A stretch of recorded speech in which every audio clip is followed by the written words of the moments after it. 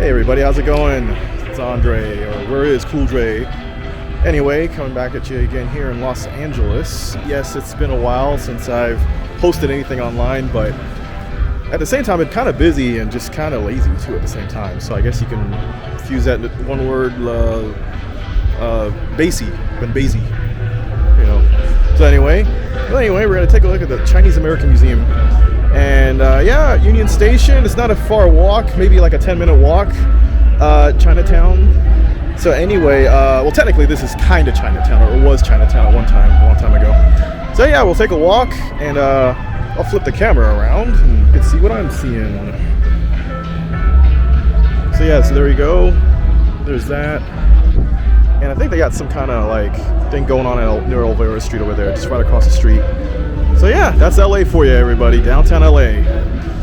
And we'll chat with you later. Alright, everybody, so we're back here. And yeah, so we are at the Chinese American Museum. And you can take a look right behind me. That's what the building looks like right there. And I'll go ahead and just flip the camera around like I always do.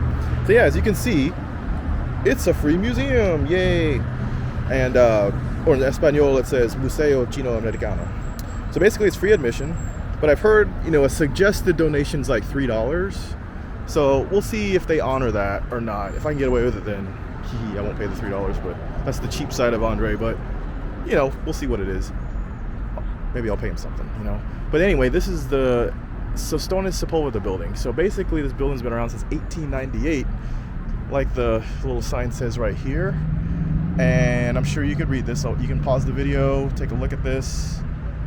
I won't read it, but anyway, this is it right here. Or maybe I should read it if I have any blind listeners saying. So basically it says Sostones Sepulveda owned this brick commercial building, which he originally had constructed for Chinese tenants. From about 1916 to 1928, it housed the Cavour restaurant, whose proprietors are thought to have been Italian.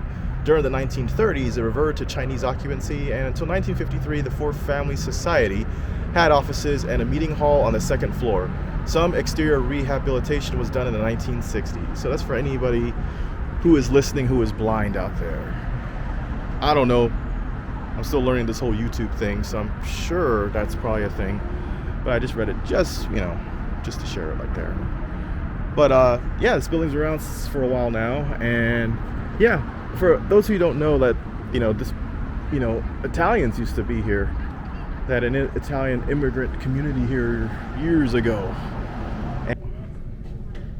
Origins, the birth and growth of Chinese American communities in Los Angeles, is a permanent state-of-the-art exhibition that explores the evolution of Chinese American enclaves from downtown Los Angeles to the San Gabriel Valley. Tracing Chinese immigration to the United States, the exhibit focuses on the establishment of communities in Los Angeles. Divided into 4 distinct time periods, each section highlights a key immigration law or historical event, paired with a brief overview and a personal narrative from a local Chinese American, offering insight into their experiences during that era. Between 1850 and 1900, over 100,000 Chinese immigrants, primarily men from Guangzhou province, arrived in the United States seeking economic opportunities. Initially drawn by the promise of Gold Mountain, or Guamsuan, many later found work in laundries, restaurants, and railroad construction. Most intended to return home after earning money, but eventually sought to establish families in the U.S. However, the 1875 Page Law severely restricted Chinese women's immigration by making it nearly impossible to prove they were not prostitutes, leading to the formation of male-dominated bachelor societies that became the first Chinatowns. These communities later created businesses and social spaces to support Chinese residents living without their families. In Los Angeles, the Chinese population grew from 172 in 1870 to around 3,000 by the late 19th century. Outside of these communities, anti-Chinese sentiment was widespread. Chinese immigrants were scapegoated for societal problems, with racist propaganda depicting them as a national threat. Violence against Chinese communities escalated, with forced removals and massacres occurring across the country. Groups like the Working Men's Party of California actively supported anti-Chinese policies. In response to rising xenophobia, economic downturns, and unemployment, Congress passed the Chinese Exclusion Act of 1882, banning almost all Chinese immigration for 10 years, except for merchants, students, teachers, diplomats, and travelers. In 1892, the Geary Act extended the immigration ban for another decade, requiring Chinese residents to register with the government or face deportation, while also denying them the right to bail in habeas corpus cases. The restrictions continued with the Scots Act of 1902, which prolonged the ban for another 10 years, and in 1904, Chinese immigration was barred indefinitely. These exclusionary laws remained in effect until they were finally repealed in 1943. The Chinese Exclusion Act was the first and only U.S. law to target a specific ethnic group for exclusion. In 2012, the U.S. House of Representatives issued a bipartisan resolution formally expressing regret for the act and its lasting discriminatory impact on Chinese immigrants and their descendants. This exhibition recreates the Sungwing Wo General Store, an authentic business that operated in the Garnier building from 1891 to 1948. More than just a store, it served as a vital hub for the Chinese American community, showcasing their resilience and self-sufficiency in the face of racism and discrimination. While primarily catering to Chinese customers, the store also attracted European, Japanese, and Mexican American patrons seeking Chinese goods. One side of the gallery features an array of merchandise once sold at the general store, including food, clothing, furniture, firecrackers, and dishware, alongside popular Western products at the time such as cigars and perfume soaps. The store also functioned as a community center, offering banking, postal, and letter writing services. On the opposite side, the exhibition reconstructs the herb shop, where Chinese residents access traditional medicine, including acupuncture and herbal remedies. This space highlights the role of Chinese medicine in maintaining health and well-being within the community.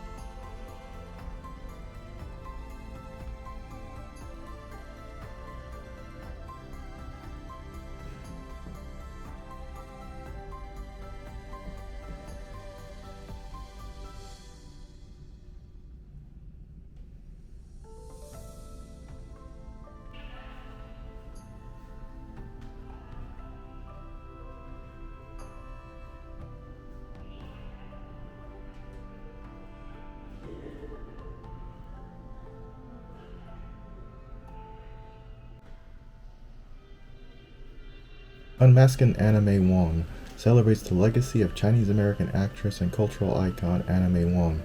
This exhibition honors her groundbreaking career, highlighting her resilience in overcoming barriers and advocating for greater diversity in the entertainment industry. Step beyond the spotlight to explore her life beyond Hollywood. This exhibition will be on display from May 24th of 2024 to April 27th of 2025.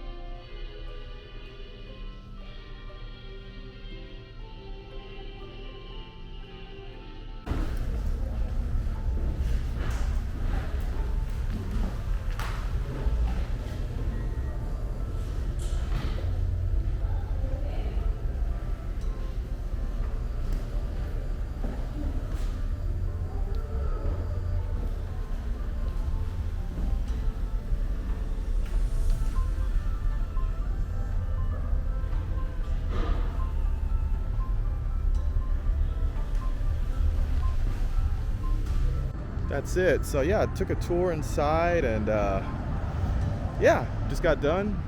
And yeah, it's pretty much self navigation, as you saw in the video there. And yeah, the suggested donation, I gave like a dollar, you know. And they have like that little donation box that I just showed you as in the museum. So yeah, it was, you know, they have as of this recording, they have a Anime Wong, you know, display there, and her history as an actress or actor, you know, I want to say it right, actor, you know, but I'll say actress anyway. I just like saying it that better. Anyway, they have that display there, and yeah, I'd say it's worth $3, you know. I mean, I gave a dollar, so they're not really enforcing. I didn't see anybody, you know, tip anything, but they do have a Venmo QR code you could scan if you want to give that way too. So that just gives you more options if you don't have cash on you or whatever. So that's an option to give digitally or both traditionally. So I would say, yeah, overall, it's worth a visit, you know. The Chinese went through a lot, you know. It's like, wow, man.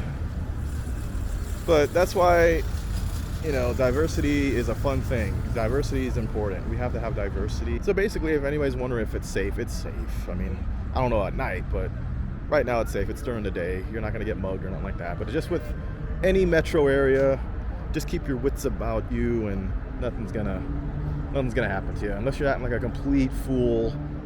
You know, maybe you should get robbed. You know, but it's overall it's safe. I mean, they are a little, maybe one or two sketchy people around. There is a lot of homeless here, but as long as you know that they don't really pose a problem. But anyway, you just never know.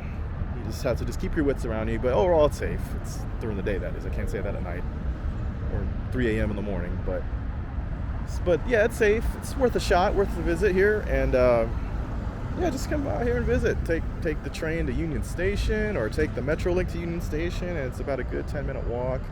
And just walk around, man. You know, just go ahead and enjoy the area.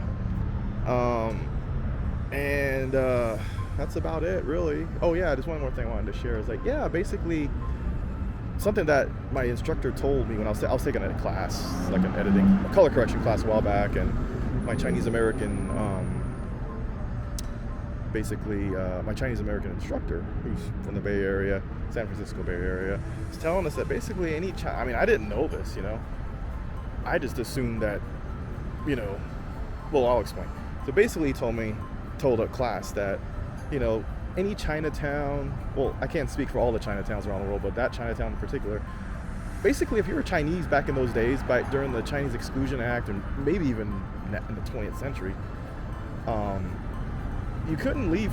There were designated like red zone areas, like streets, like you basically couldn't leave Chinatown.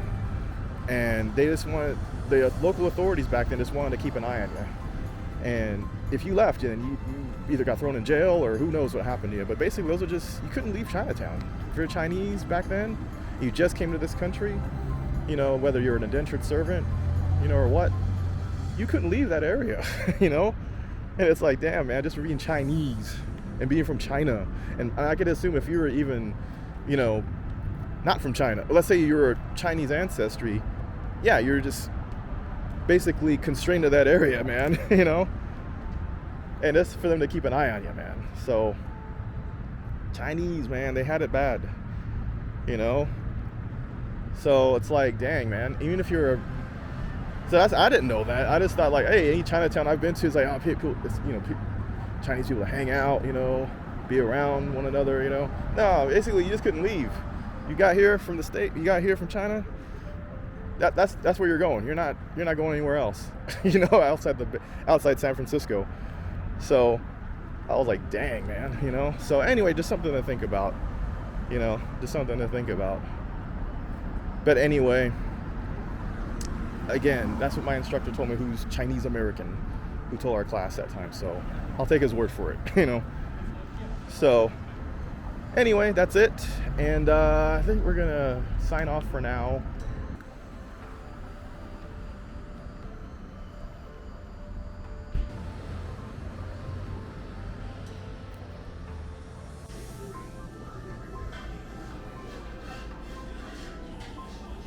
Alright everyone, so we're just going to close it out here by dining at the Wonder Bakery here in Chinatown. And the place is awesome.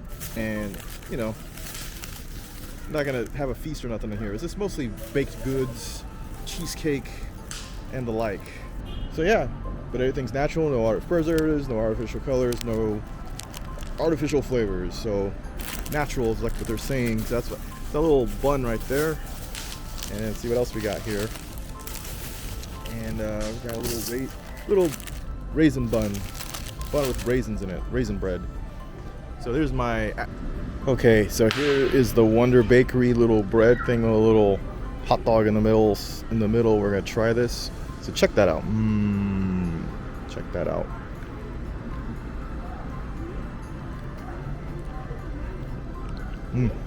Good stuff. Never ceases to amaze me or disappoint.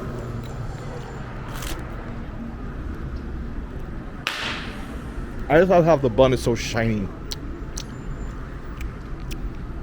I love how it's so shiny, and like there's no artificial preservatives, no artificial colors or artificial flavors. So that makes it even cooler.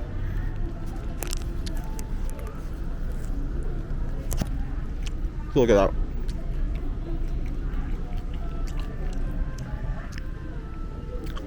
Good stuff there. Wonder Bakery, ladies and gentlemen. Since 1973, here in Chinatown, Los Angeles. I'm just feasting into this raisin bun here, raisin bread bun, and it tastes so good. This is like how my mom makes it. But yeah, it's basically raisins in a bun. You see the raisins there, and it's sweet. Oh, it's so good. Oh, and I forgot to mention earlier, like, this was like $1.95, and or like a little over $2.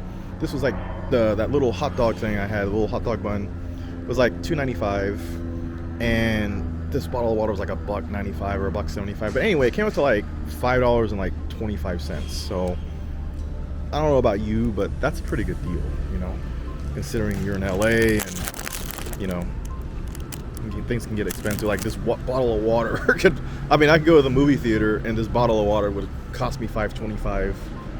Sphere here, so they're right here in Chinatown here, and then I think just to the left there's like a little burger place. But anyway, the noises you're hearing behind me are little firecrackers, and you know, it's the ones that you had when you were a kid. I don't know, I mean, when I was a kid, you know, we go to as a kid we'd go to these, get candy at the store, you know, back in the day when candy was like 50 cents, you know, or 5 cents. Or you can just buy these. They're little firecrackers, so you just smash them on the ground. You know, you throw them in the ground, and they pop. You know, so that's the background noise you're hearing there. The firecrackers that the kids are throwing on the ground there, on the sidewalk, I should say. But yeah, this place is awesome. This Wonder Bakery is really good and tasty stuff. So, feel bad now. My napkins blew away. I'm gonna go pick those up real quick here. You know, give a hoot, don't pollute. That's a Gen X thing. So anyway, all right, my battery's running low, and I think I'm getting tired. That's what happens when you're getting old. I'm an old man. I mean, I'm not that old, but it's like, yeah, kind of wore me out today. So anyway, that's it, everybody. Till we meet again, and we'll talk later. Bye-bye.